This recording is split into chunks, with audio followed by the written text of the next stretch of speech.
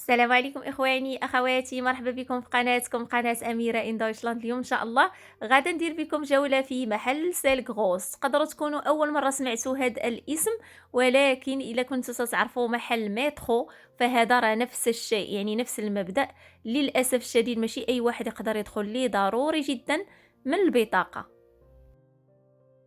هاد البطاقة اللي تحصلوا عليها إلى عندكم الكيفيغبي. الكيفيغبي هو مثلا عندك شي مشروع سواء صغير أو كبير، حتى بالنسبة للناس اللي دايرين يوتيوب راني فايتة قايلها تقدروا تدخلوا المترو وسيل غروس وتشريو من بعض المواقع بأقل ثمن. يعني من إيجابيات بالنسبة ليا اليوتيوب هو هادشي اللي قلت لكم. فصاوبت البطاقة تتمشيو تما تتعمروا سير بلاصة، داكشي ساهل مالو، تدو معكم الكيفيغبي حكا. المهم ما عليناش، ملي تحصلوا على البطاقه تقدروا نتوما تعطوها لشي صديق ديالكم تا هو يدخل بها. وكاينه نقطه اخرى، تقدروا من الديبار يعني من الاول ديروا بحال الوكاله كتسمى. هي قالت لي واش ديري فول مارت لشي واحد حتى هو يقدر يدخل يجي في بلاصتك، زعما حيت هما عارفين انه مثلا يقدر يكونوا عندي موظفين ونعطيهم حتى هما البطاقه. فين هما الموظفين؟ المهم ما عليناش. غادا نحاول في هذا الفيديو نركز لكم على اهم الاشياء، والمهم نحاول نلخص لكم شنو فيه. يعني شحال من واحد عنده الفضول غير يدخل كيفاش ومناش وبشحال والى غير ذلك. المهم هانتوما غادا تشوفوا معايا مثلا لي كوفر لي 13 15 اورو كما تشوفوا. الاثمنه مناسبه انا بالنسبه لي، بالنسبه لي كوفر لي. بالنسبه للملابس الاثمنه ديال افيكي، ما عرفتش واش كتعرفوا هذا المحل، وجاوني شي اشياء فيه حتى هو. والصبابط بحال الدايشمان، هادشي اللي بان ليا. يعني ما صورتش لكم تما حيت ما عجبنيش بزاف. بالنسبه اللي مهم عاوتاني في هذا المحل، مثلا عندكم الباليزات كاينين باثمنه مناسبه والجوده كتبان مزيانه. يعني ارخص وحده راه كدير 40 اورو، واغلى وحده كدير شي 150 اورو. يعني غير باش تعرفوا الاثمنه وكيبانوا الصح والعمال الا بغينا نقولوا. هانتوما تشوفوا معايا اثمنه انا بالنسبه لي جاوني جد مناسبه.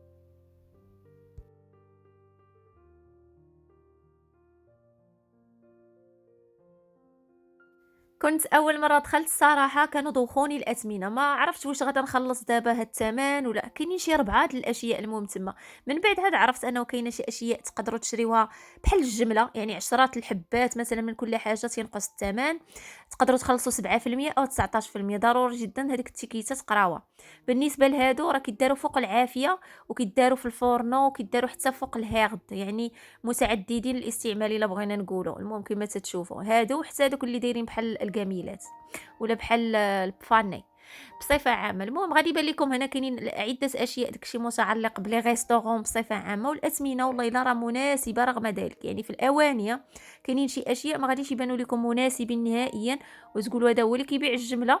ولكن يعني اول مره خاص ضروري جدا ديروا واحد الطليله على كلشي باش تكون لكم الفكره. وهذيك تكوين الفكره انا غادي نقولها لكم في هذا الفيديو مباشره. يعني بالنسبه للاواني الثمن معقول في هذيك البلاصه، ولكن مثلا هنا كما تتشوفوا هادشي ديال الزواق، ولا جايبين شي اشياء لكل شيء الا نقولوا حتى الناس العاديين اللي ماشي حتى الكيفيربي وداك الشيء. فهنايا الاثمنه طالعه، يعني ما كاينش هنايا هذيك لا 7% لا والو. غادا تشريو بنسبه ديال 19% بحال شريتو من على برا. كما تتشوفوا هاد الزلافه هادي كدير 10 فاصله. يعني ما غاديش تبداو تقولوا فينا هو الانكيبوط هنايا. اما بالنسبه مثلا عاوتاني تقدروا تلقاو فيه شي تويشيات يوم تقلبوا عليهم في بلايص اخرين وما تلقاوهمش. ماشي غادي نقول لكم هادو تيجيبوهم بحال مثلا، ولكن انا شخصيا كنت كنقلب على شي هاد البريريدات صغارين عرفتوهم، يعني ديال القهوه. بالنسبه للبلاطوات عجبني الثمن، انتم كما تشوفوا 4 اورو، لا غلا على مسكين. والصراحه كيبانوا طوب وزوينين. وغادا نخليكم شنو شريت انا شخصيا. 4 اورو ثمن جد مناسب. كما قلت لكم بالنسبه للطاس، بالنسبه لهذا الشيء كاين شي اشياء ثمن مناسب، شي اشياء ماشي مناسبين. ونفس الشيء بالنسبه للبيرو. كاين اكيد اللي غادي يشري هذا الشيء البيروات الكبار والمهم الماركات المعروفه والاثمنه طالعه. وكاين اللي غادي يمشي كاين هكا وهكا صراحه، كاين الاختيار. بغيتو الغالي بغيتو الرخيص. ودائما وغالبا على حسب شحال مثلا بالنسبه لهذا الشيء. عارفين الناس عندهم مثلا تحتاجوا لهذا الشيء، فعلى حسب شحال من شتوك تقدروا الا شريتو 10 20 ينقص لكم الثمن، يعني على حسب عاوتاني. غادا نمشيو دابا لبلاصة الخضار والفواكه وهاديك الهضرة كاملة، وهنايا غادي يعجبكم الحال لأنه الفول أخواتي كيدير غير 2.79€. كما تتشوفوا ها نتوما ما شاء الله، راه اختكم كناخدو من بيولاد صغيور وحالته والثمن ما نعرف اشنو. فهنايا الا جيت راه كنكيل ليا الفول بعدا. وبالنسبه حتى للجلبانه شوفوا تبارك الله، الجلبانه 2 كيلو ونص في كل باكيه، وها نتوما 4.49€. هنا عندكم عاوتاني هاد اللوبيا شوفوا هادشي كامل 2 كيلو ونص، وكاين ما اكثر كاين ما اكثر كما تتشوفوا. كاين كاليتي مختلفه وعلى حسب الماركه والاسمنه جد جد مناسبه بالنسبه لهادشي الخضره اللي كتكون في المجمد. فاختكم خدات اللوبيا، خديت الكرم، خديت الفول منه بزاف، وخديت كذلك حتى الشامبينيون. المهم هاد البلاصه غتعجبكم، هاداك الشيء الخضار والله الا الاسمنه رائعه. يعني الناس اللي عزيز عليهم هادشي المجمد يا سلام يا سلام. بالنسبه للخضره الطازجه شنقول لكم، الاسمنه بحال ايديكا جاتني، هادو اللي محطوطين هكا، ولكن راه عندهم السيكان فيهم 10 كيلو 20 كيلو، خاصه مثلا البصله. مثلا الا كانت عائله كبيره هادشي غادي ينفعهم اكيد، ولا حتى غيستورون بحال هكا. بالنسبه ليا يعني تنقول اللهم ما نضيعش فلوسي نشري صاك كبير ويبقى واحد فيه غير يخسر ونلوحو. هذا هو المشكل. فالبطاطا لا، البطاطا عندي طريقه ديال الاحتفاظ بها.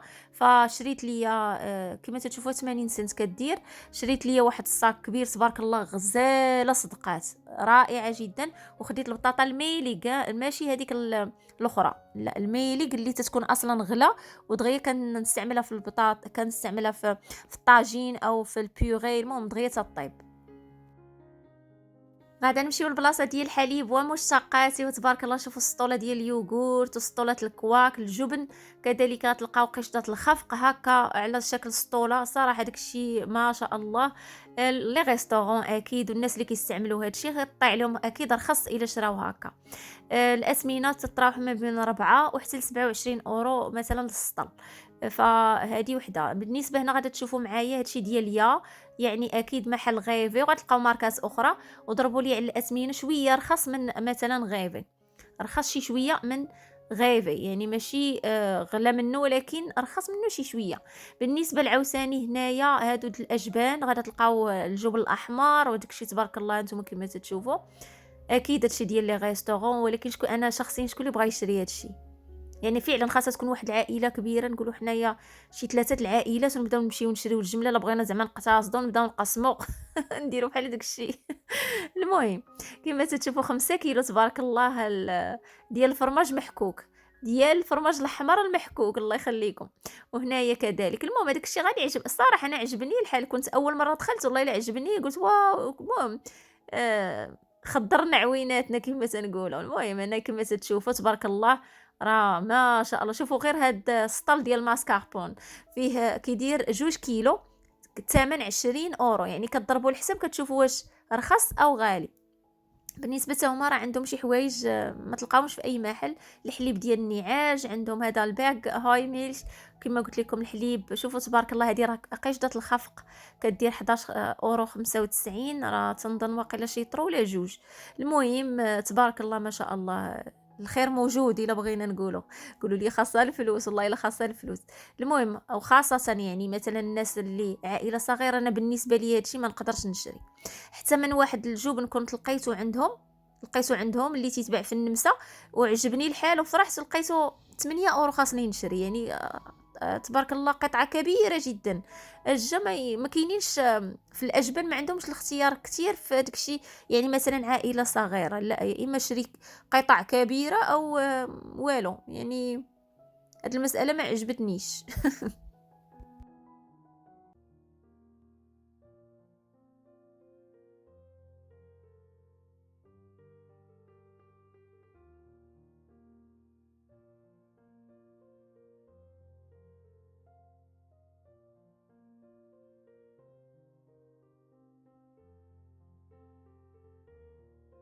غادا نمشيو للبلاصه ديال الكونفيتور والعسل وداك الشيء، وغادا تيبان لكم هنايا تبارك الله عاوتاني راه كيتباع داك الشيء بالسطوله كما تتشوفوا، حتى الاحجام العاديه هنا كاين الاختيار كتير.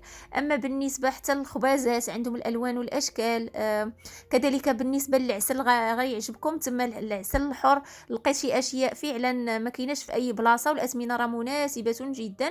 وها نتوما كما تتشوفوا هاد العسل اللي تيكون جاي من المعسله مباشره، مكتوبه تما امكا هونيك كما تشوفوا السطوله ديال العسل تبارك الله ما شاء الله، وحتى بالليطروات كيتباع يعني. هنا فعلا كتقتصدوا يعني بالنسبه نهضروا بالنسبه للعسل. اما بالنسبه غادا نمشيو دابا للسنيده عاوتاني، شوفوا تبارك الله الخنشه ديال السنيده ما شاء الله. والله الا 25 كيلو، فكروني في داكشي ديال المغرب ديال الطحين وما جا وراهما. فكيفاش جاكم هذا الشيء؟ غادا نمشيو بلاصه ديال الدقيق، وهنا غادي يعجبكم الحال. ولكن قبل كل شيء نجاوب على الاسئله ديالكم اللي في الانستغرام. بزاف البنات قالوا لي الهام قراو شي منشور الهام هذا راه فيه الكبد الخنزير، يعني بيجوج الفيتامين بيجوج، هذاك بيجوج اللي هو ماده غيبوفلافين، وهذيك الماده قال لك ما نعرف. المهم انا غادا نقول لكم اخواني اخواتي سيروا مباشره للمكونات. بعدا نشوف الباكيه كيفاش دايره، راه كاينين تفاصيل في الباكيه. اكسترا هذاك ديامانت، هاد الماركه بالضبط ديامانت اللي مكتوبه فيها فيتامين ميل اكسترا، راه هي اللي فيها مخلط، بمعنى غادا تلقاو فيتامين بي 1 وبي 2 وبي 6 وعاد الفورس، يعني الفورس هو الاول وزيدوا هادو. الحاجه المخلطه فاش نقول لكم دائما عندي شك فيها ونبعد منها من الاحسن. يعني علاش نشريها اصلا مخلطه وناخذ هذيك الغيزيكو ديال ما نعرف واش حشرات واش كبده خنزير وما نعرف ما كتفهموش. الفيتامينات راه يقدروا يستخلصوها من العديد من الاشياء، وهذيك الاشياء ما كاتبينش لك واش حلال ولا ماشي حلال. فلهذا من الاحسن نتجنبوا هذاك الشيء اللي مخلط، وناخذ ليا نمشي للمكونات نقرا براسي.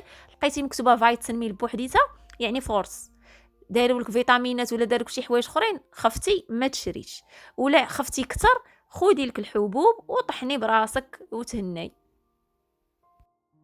بالنسبه للدقيق الايطالي اخواتي تا هو راه لقيته هنايا، سولتوني عليه في الانستغرام ولقيت اللي رخص منه. للاسف لقيت كنت باكيه وحده واحد الدقيق تيعجبني، عرفتو كيدير غير 99 سنت وكيلو تبارك الله ما شاء الله، غير دقيق فينو فقط وفين هنا غادا تلقاو بهذاك الثمن ما كاينش. لقيت باكيه وحده. المهم السميده كذلك تلقاو الالوان والاشكال اللي غيعجبكم، بحال العائلات الكبيره بحال 5 كيلو 10 كيلو، والثمن مثلا 11 اورو، 5 كيلو يعني 2 اورو تقريبا كطيح للكيلو. مي هنا عاوتاني كما تتشوفوا السيكان ديال الدقيق، هالفورس بوحدو هالفينو بوحدو السميده بوحدها. المهم غيعجبكم الحال اكيد هنايا.